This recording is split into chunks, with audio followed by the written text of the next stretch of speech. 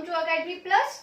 देखो बच्चों, अपने प्रीवियस लेक्चर में हमने डिस्कस किया था अबाउट द ऑस्मोसिस, ठीक है, जिसकी डेफिनेशन मैंने यहाँ पे लिखी हुई है कि जो सॉल्वेंट्स हैं उनका मूवमेंट होता है हाइपोटोनिक सॉल्यूशन से हाइपरटोनिक सॉल्यूशन की तरफ। ओके, अब हम इसी को कंटिन्यू करते हैं और हम समझते हैं हाइपो और हाइपरटोनिक सॉल्यूशंस को एक बार फिर से डिटेल में। जैसे आप लोग मुझे बताना कि कौन सा सॉल्यूशन हाइपोटोनिक है और कौन सा हाइपरटोनिक है। जैसे सपोज मैंने कोई भी वेसल लिया, इसके बीच में मैंने सेमी परमिएबल मेम्ब्रेन लगाई। सेमी परमिएबल मेम्ब्रेन में आप किसका एग्जांपल ले सकते हो? पार्चमेंट पेपर का, या फिर जो एग की मेम्ब्रेन होती है, एग के बाहर आपने देखा होगा जो एक शेल होती है कैल्शियम कार्बोनेट से बनी हुई, अगर उस शेल को हटा दे तो जो एग के बाहर कवरिंग बचेगी वो कवरिंग भी सेमी परमिएबल होती है। इसके साथ ही जो प्लाज्मा मेम्ब्रेन है वो भी सेमी परमिएबल है। वो वाटर अगर हम एक सेल के दोनों साइड मतलब अंदर और बाहर जो सॉल्यूशंस हैं वो इस तरह रखे कि एक सॉल्यूशन हाइपोटोनिक है और एक हाइपरटोनिक है, तो हमारी प्लाज्मा मेम्ब्रेन भी एक सेमी परमिएबल मेम्ब्रेन की तरह ही बिहेव करती है। तो अगर हम देखें सेमी परमिएबल मेम्ब्रेन के एग्जांपल, पहले डेफिनेशन भी आपको पता है, मैंने प्रीवियस लेक्चर में बताई थी, फिर से देख लेते हैं कि this type of membrane allows only the solvents to pass through it।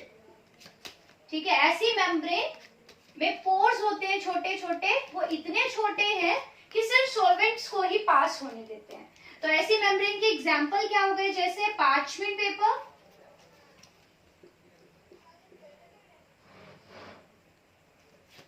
Egg membrane, egg के जो शेल है उसको डिसॉल्व करने के बाद जो मेम्ब्रेन होगी that is also a semi permeable membrane.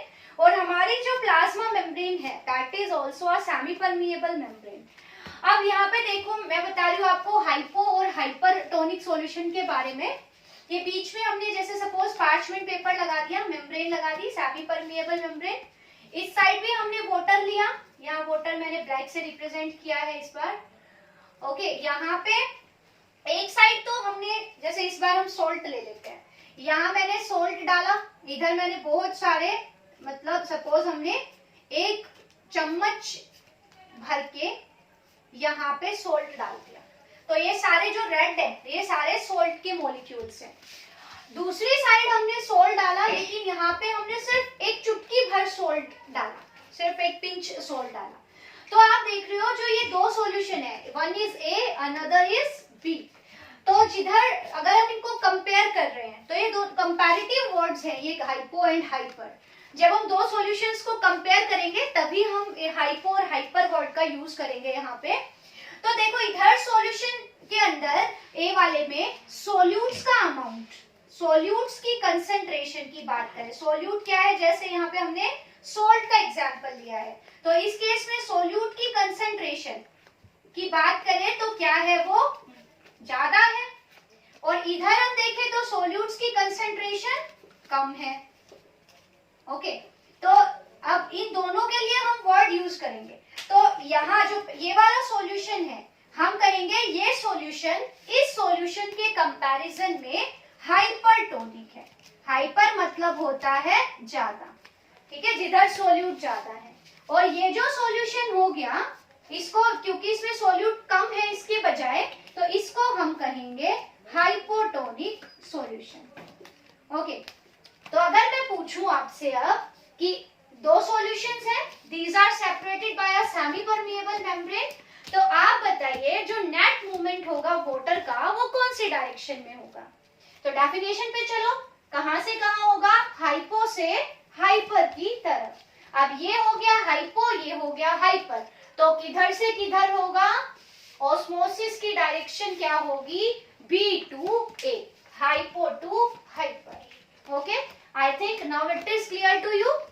अब हम एक वर्ड और यूज करते हैं, आइसोटोनिक सॉल्यूशन। तो आइसोटोनिक सॉल्यूशन, आइसो वर्ड देखो यहाँ पे हमने यूज किया ना, हाइपो मीन्स कम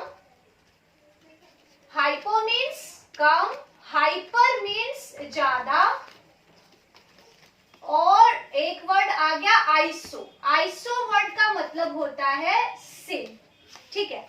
जैसे हम दो सॉल्यूशन लेते हैं, ये एक चैम्बर है, इसके बीच में हमने वही सेमी परमिएबल मेम्ब्रेन लगा दी, इधर भी हमने वाटर लिया और इधर भी वाटर लिया, ठीक है।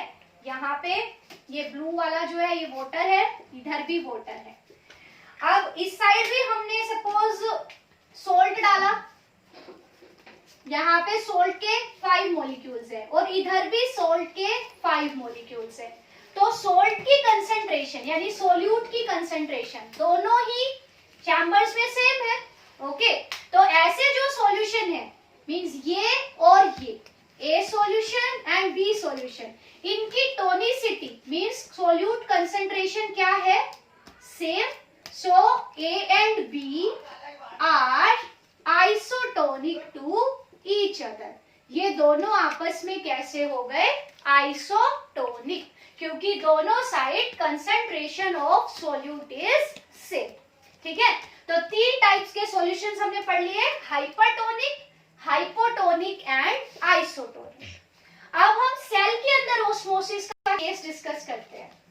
आई थिंक आपको ये क्लियर हो गया होगा अभी। ऑस्मोसिस की डायरेक्शन होगी हाइपोटोनिक टू हाइपरटोनिक, ठीक है।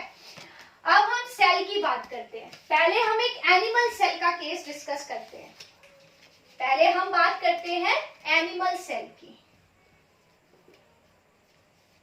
अब आपको पता है कि जो एनिमल सेल है, suppose it is an animal cell, और इसकी जो ये कवरिंग है इसको हम कहते हैं प्लाज्मा मेम्ब्रेन।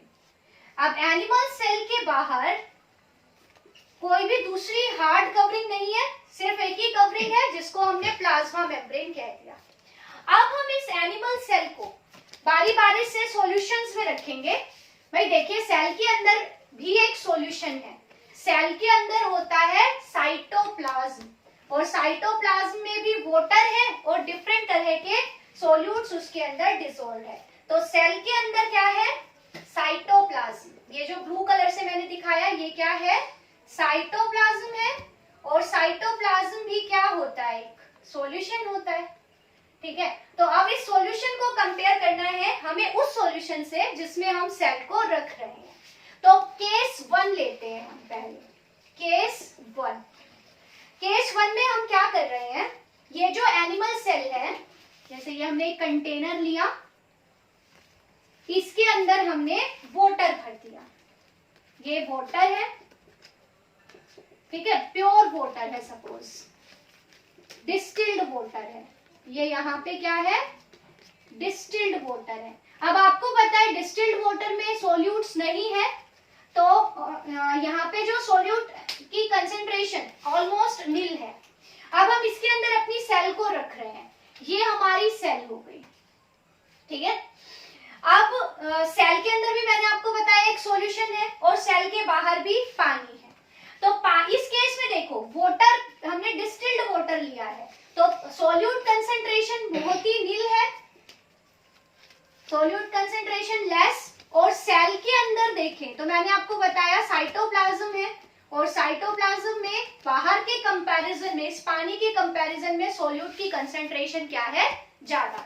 इसका मतलब जो हमारी सेल है उसका जो सॉल्यूशन है वो बाहर के कंपैरिजन में कैसा हो गया, हाइपरटोनिक। और सेल के बाहर जो पानी है वो सेल के अंदर से कैसा हो गया, हाइपोटोनिक। और ऑस्मोसिस कौन सी डायरेक्शन में होगा, हाइपो टू हाइपर। तो हम क्या देखेंगे कि ये जो सेल है इसके अंदर पानी एंटर कर जाएगा, हाइपो टू हाइपर। सेल में पानी एंटर कर गया। अब सेल में जब पानी एंटर करेगा तो सेल फूलेगी, तो सेल का साइज यहाँ पे बढ़ गया, सेल क्या हुआ, स्वेल्स अप, ओके। अब सेल एक लिमिट तक, जैसे cell is like a water balloon, क्योंकि इसके बाहर भी एक फ्लेक्सिबल कवरिंग है, इलास्टिक। बलून के बाहर भी जो कवरिंग है दैट इज आल्सो इलास्टिक। तो एक बलून में, वाटर बलून में आप वाटर भरते जाओ, एक लिमिट तक तो वो स्ट्रेच होगा और एक लिमिट के बाद वो फट जाएगा। उसी तरह से सेल का केस है कि सेल में पानी जाता जाएगा ऑस्मोसिस के कारण और सेल स्वेल अप हो जाएगी, but up to a limit. उसके बाद ये और ज्यादा स्ट्रेच नहीं हो सकती, तो सेल क्या हो जाएगी, बर्स्ट हो जाएगी, मतलब सेल एक्सप्लोड हो जाएगी, फट जाएगी और डेथ हो जाएगी सेल की।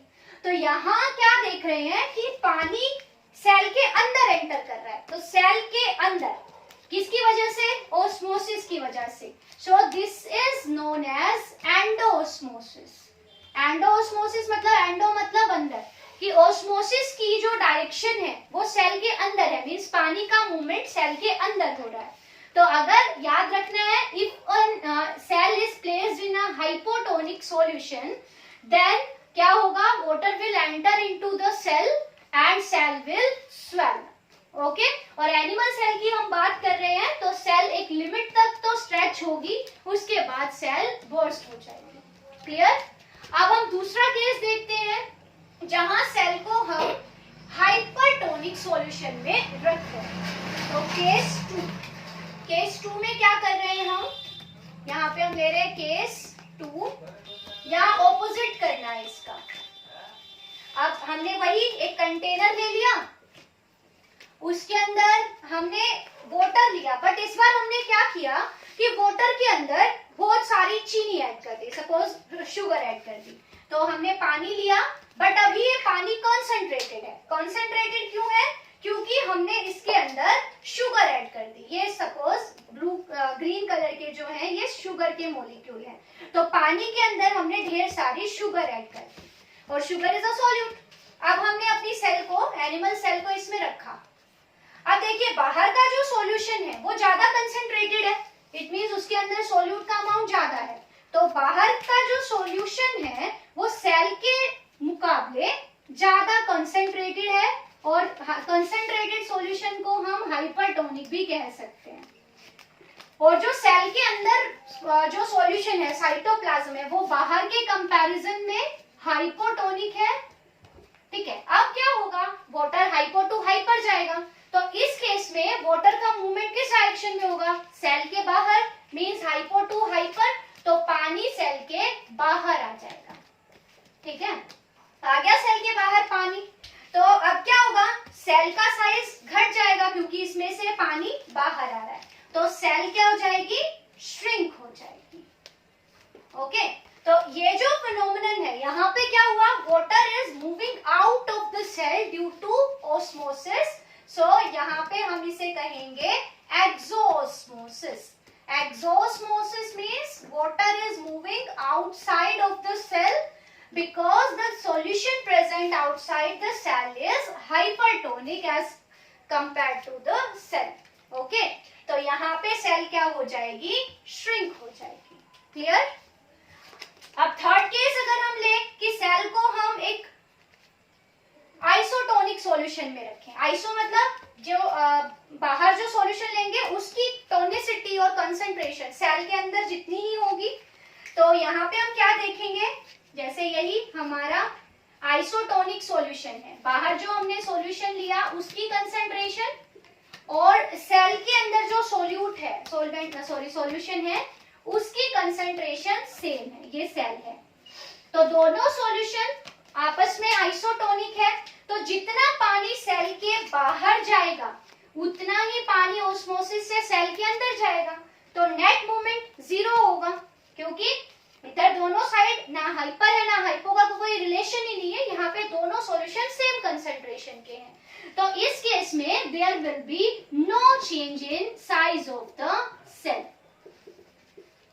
ओके, क्योंकि जितना पानी बाहर जा रहा है उतना ही पानी अंदर आ रहा है। So these are the 3 cases जब हम सेल को हाइपोटोनिक सॉल्यूशन में रख रहे हैं, केस 1, तब सेल के अंदर पानी आ रहा है ऑस्मोसिस से, दिस इज एंडोऑस्मोसिस, सेल का साइज बढ़ेगा। अब क्योंकि हम एनिमल सेल की बात कर रहे हैं तो सेल बढ़ेगी, फूलेगी और एक वाटर बलून की तरह लास्ट में बर्स्ट हो जाएगी। अगर सेल को हम यहाँ पे रख रहे हैं हाइपरटोनिक सॉल्यूशन में, तो सेल से पानी बाहर आ जाएगा और इसको हम एक्सोऑस्मोसिस कहेंगे, सेल श्रिंक हो जाएगी, सेल का साइज कम हो जाएगा, सिकुड़ जाएगी सेल। और थर्ड केस में हम सेल को आइसोटोनिक सॉल्यूशन में रख रहे हैं, तो जितना पानी सेल के अंदर आएगा उतना ही पानी सेल के बाहर जाएगा, so there will be no change in size of the cell. ये बात कर रहे थे हम एक एनिमल सेल की। अब हम एक प्लांट सेल, देखिए यहाँ पे आपको आई थिंक ये केस क्लियर होंगे। अब हम इन्हीं केसेस को पढ़ेंगे एक प्लांट सेल का एग्जांपल लेके, ठीक है। वहां पे आपको एक डिफरेंस मिलेगा छोटा सा, और उसकी वजह से सारा खेल अलग हो जाएगा। तो प्लांट सेल की बात करते हैं हम। देखो प्लांट सेल के केस में प्लांट सेल ले लो या एक फंगल सेल ले लो, चाहे आप एक बैक्टीरियल सेल ले लो, तो इनके केस में मैंने आपको बताया था कि सेल मेम्ब्रेन यानी प्लाज्मा मेम्ब्रेन के बाहर भी एक और हार्ड कवरिंग होती है। जैसे मैं सेल को यहाँ पे एक इस बॉक्स से रिप्रेजेंट कर रही हूँ, ये तो है प्लाज्मा मेम्ब्रेन। अब प्लांट सेल है तो इसके अंदर यहाँ पे आपको एक और कवरिंग मिलेगी जो थिक होगी और रिजिड सी होगी, हार्ड सी होगी। ये जो कवरिंग है दिस इज सेल वॉल, ठीक है। ये प्लांट सेल के अंदर ये वैक्यूल है, इसके बारे में हम आगे पढ़ेंगे, ये स्टोरेज का काम करता है। अब हम इस सेल को केस 1 हम ले रहे हैं कि इस सेल को हम रख रहे हैं हाइपरटोनिक सॉल्यूशन में। पहला केस क्या है, cell is placed in hypertonic solution. पहला केस होगा सेल को रख रहे हैं हम हाइपरटोनिक सॉल्यूशन में, ठीक है। तो यहाँ पे मैं बना देती हूँ एक सॉल्यूशन।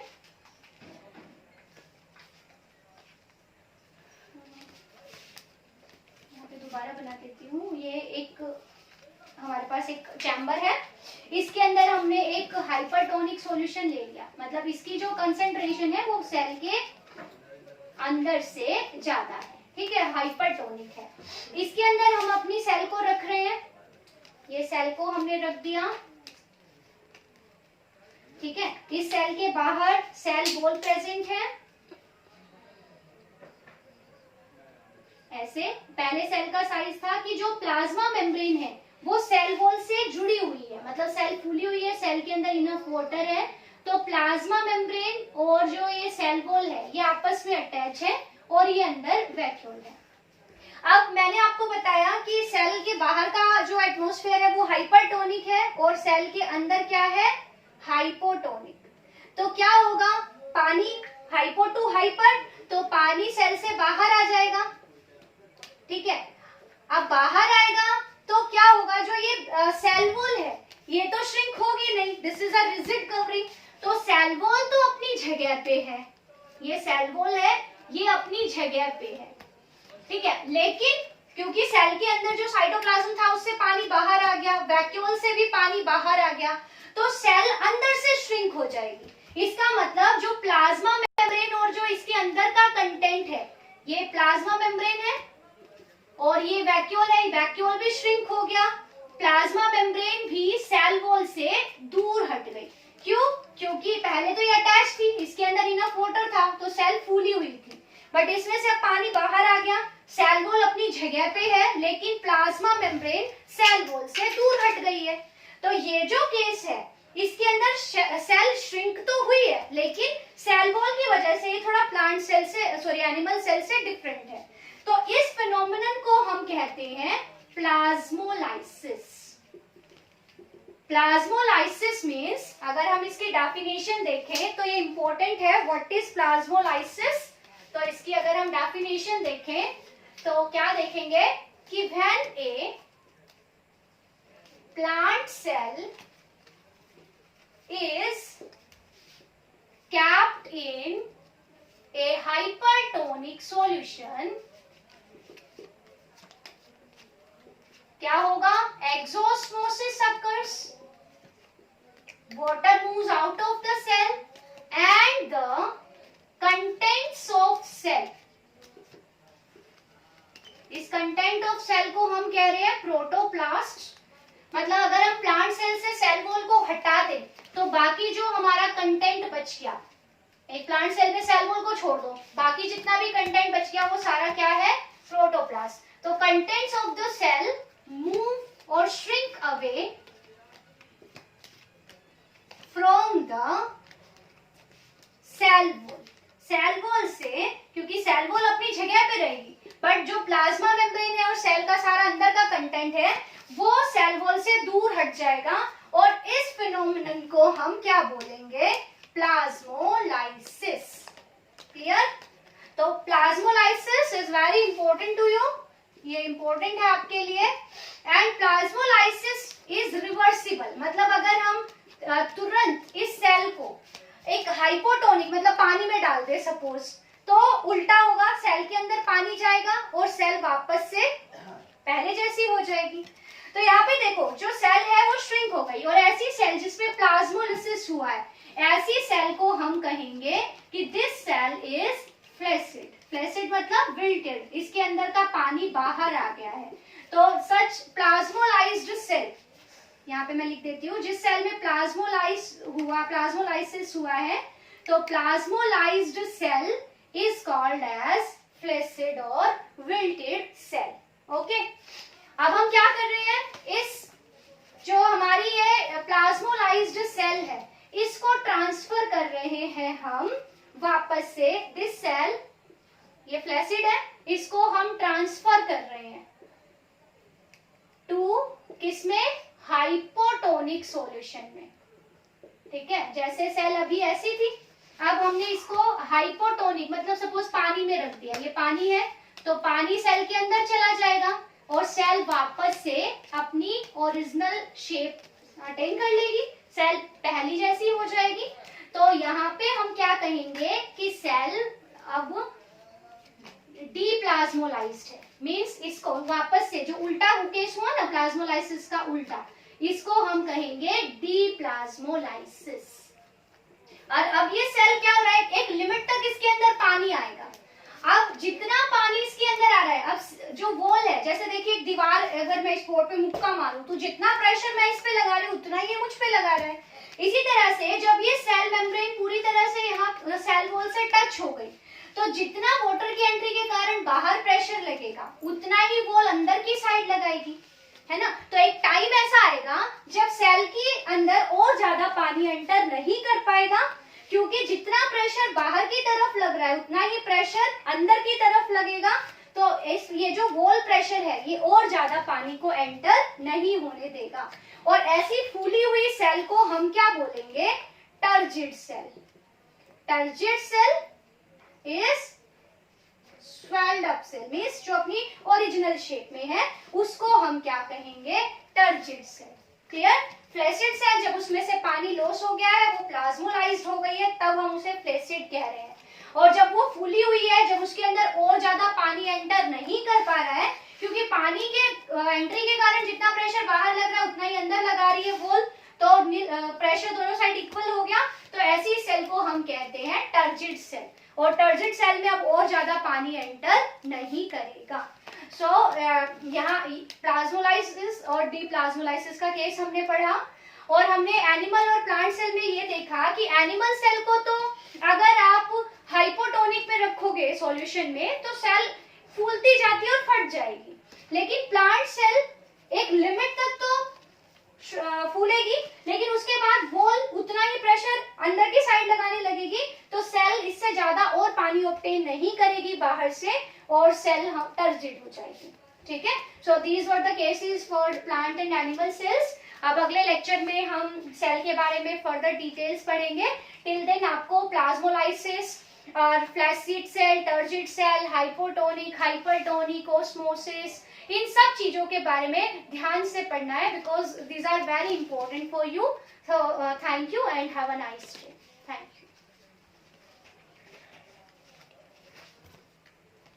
बंद कर दी थी पहले।